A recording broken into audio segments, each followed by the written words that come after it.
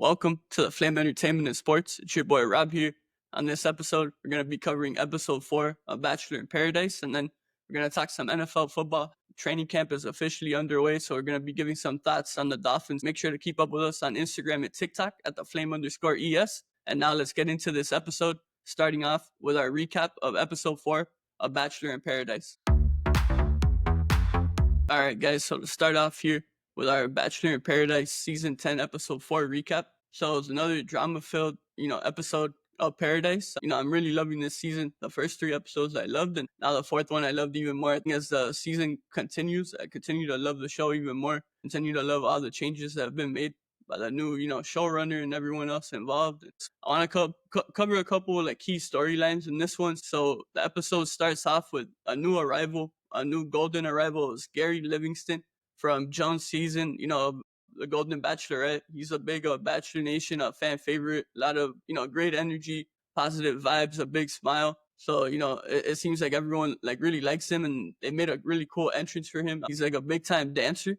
So they had him come out of the car, and he was dancing, and they had people playing music, and then the rest of the cast of Paradise was there welcoming Gary in, to join them in the resort there in Costa Rica. So yeah, it was cool to have Gary, join the show, and he was a major part of this episode overall. It wasn't just his arrival, but as it tends to happen when you're a new arrival, you're given a date card by Jesse Palmer. So Gary's given a date card, and he decides to talk to 2 different women. He talked to Leslie, and then he talked to Natasha. Ultimately, he took Leslie on the date. It was like a dancing type of date. They're dancing outside. It started raining, but they made the best out of it. And, him and Leslie seemed to really hit it off. I was feeling more friendship vibes from the side of Leslie. I feel like Gary, I felt romantic vibes from him. So yeah, I thought they had a good date. And then ultimately though, in the rose ceremony, to sum up this Gary storyline, Natasha ends up being called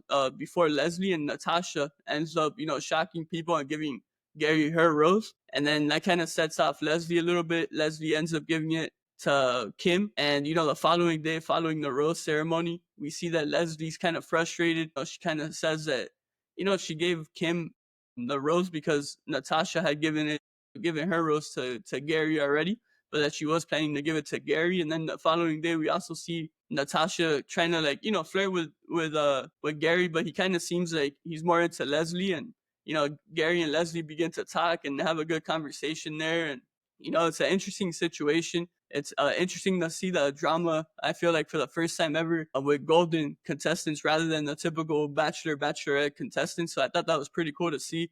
Ultimately, yeah, like I said, I felt Leslie, I felt friendship vibes from her towards Gary. But then ultimately, now it seems like she's more into him than I originally thought. I still think they won't end up together. I still think it's more of a friendly type of thing. I do think Gary's more into her than she is into him, but ultimately we shall see. And, I do hope, they're meant to be together, that, they end the show together and beyond. But, that's a storyline I wanted to start off with there, having Gary join in and, bring a lot of action into the resort there in Paradise. Another major storyline of this episode, we had Dale and Kat. We saw their first, you could kind of call it a fight. I wouldn't necessarily classify it as an overall fight because it's kind of one-sided when you look at it. So yeah, basically Kat and Dale, the day of the rose ceremony, a couple hours prior to it, they're kind of talking, and Kat just asked him a couple questions, if another girl were to walk in, would you go on a date with her? And he kind of reassures her that he's into her only. And then she ends up asking him if he kissed Ali Joe in that kissing booth game from a couple episodes ago. And he says he did kiss her, but he kind of says it in a nerve-wracking way, which is completely normal. But at the end of the day, yeah, so it kind of escalates from there.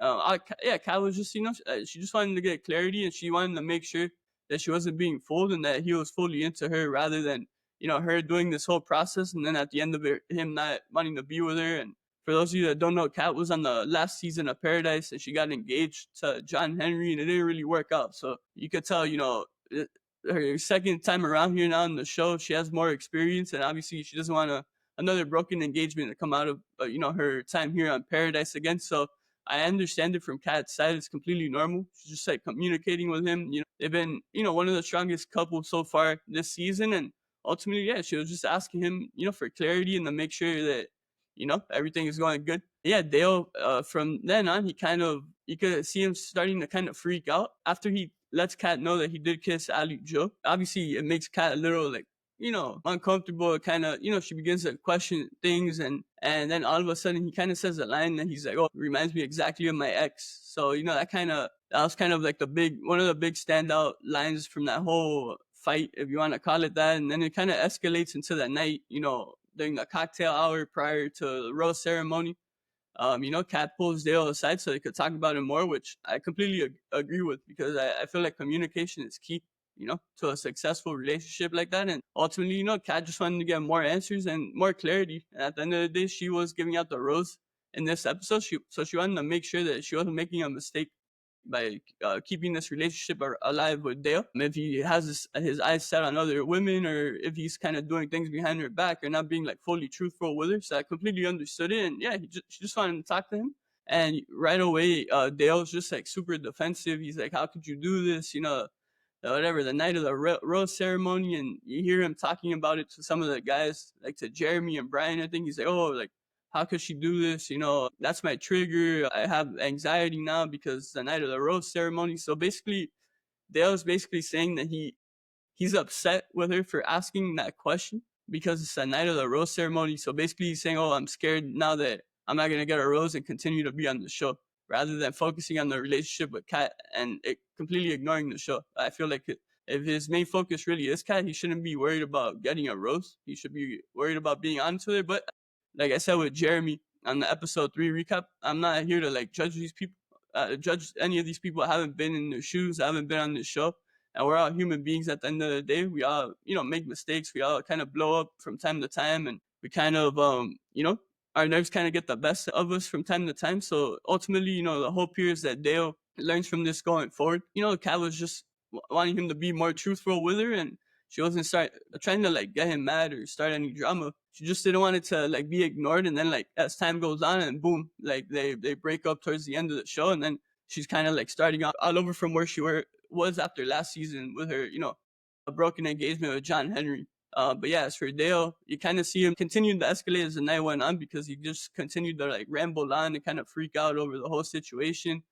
Ultimately, Jonathan notices, Jonathan and Kat, they kind of had a friendship. They've had a friendship throughout the show, and he kind of notices, things are kind of escalating. So he decides to like pull her, away for a chat, and, they have a good conversation. Ultimately, when it's Kat's, time to give a rose in the ceremony, we kind of don't know if she's going to continue with Dale or if she's going to ultimately just like decide to end things and, give it a shot with Jonathan. Ultimately, she does give it to Dale. So ultimately, they live to fight another day as a couple. And after the rose ceremony, you could tell that Dale was still upset with Kat, which I don't understand at all. I don't think Kat deserved to be, like scolded at or anything that Dale did to her in this episode. I don't think she deserved any of it. I just feel like he kind of blew up on her, and who knows, maybe he was just like frustrated, and he's been frustrated, and he kind of just like burst it out, after holding things in, I guess. But ultimately, I don't think this should have been a fight, because like I've repeated a couple times, Kat was just looking for some clarity at the end of the day. And look, even after giving Dale the rose, he still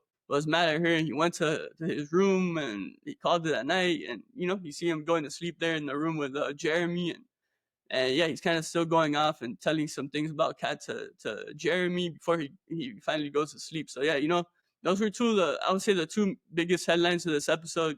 Gary's arrival, and then his little love triangle with Natasha and Leslie, and then yeah, Dale and Kat's first big, I guess you could call it fight.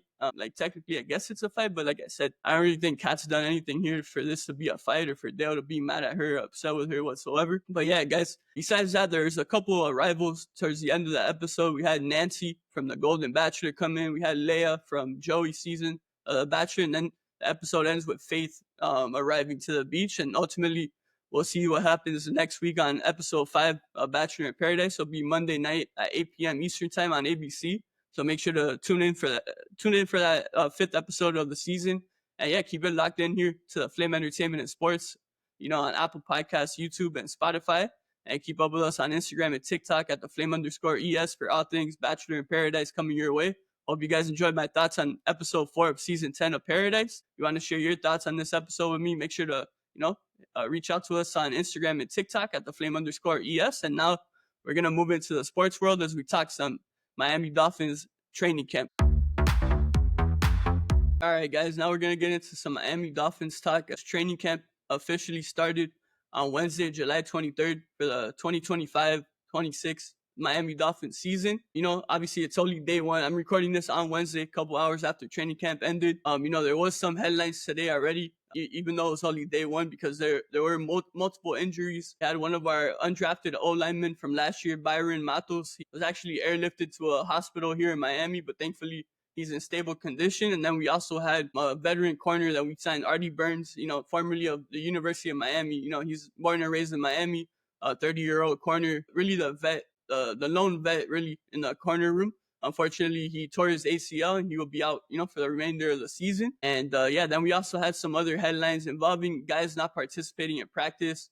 Melifonwu, the safety we signed over from Detroit this offseason, he did not practice today, but we really don't have much clarity on how severe his injury is. Liam Eichenberg, a long-time, O-lineman that's been here for a while now, it seems as if he's going to miss a good chunk of the season coming up. And then also Darren Waller, newly unretired tight end that we got from the Giants, last week or the week before. He did not practice today. So ultimately, and there's not much clarity on whether or not he has an injury or whether this is just like them kind of doing a maintenance program and kind of easing him back into things after. At the end of the day, he is in great shape. He's worked out and all that stuff. At the end of the day, I'm sure they want to ease him in and not rush him in and, not risk anything happening to him, because it's looking like they're going to really have to rely on him when you look at the rest of the tight end room going into the season for the Dolphins. So, yeah, I wanted to make sure to mention those, injury-related or non-participation-related headlines to start off this Dolphins section of the podcast. And,